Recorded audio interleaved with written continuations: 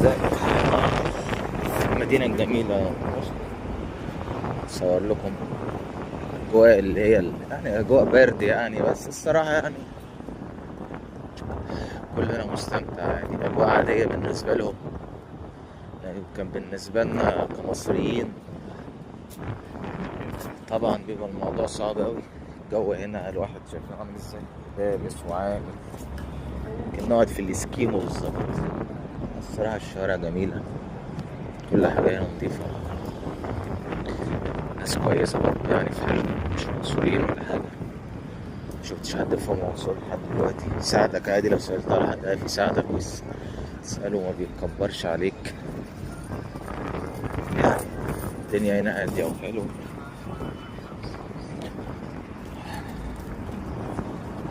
كل حاجة هنا حلوة. بص، نعدي النفق دلوقتي الناحية التانية.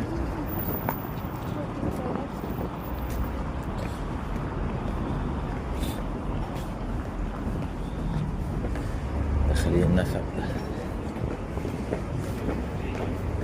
النفق عندهم عشان تعدي من هنا لهنا. نوقف الفيديو شوية وبعد كده ايه هنستأنف الفيديو تاني.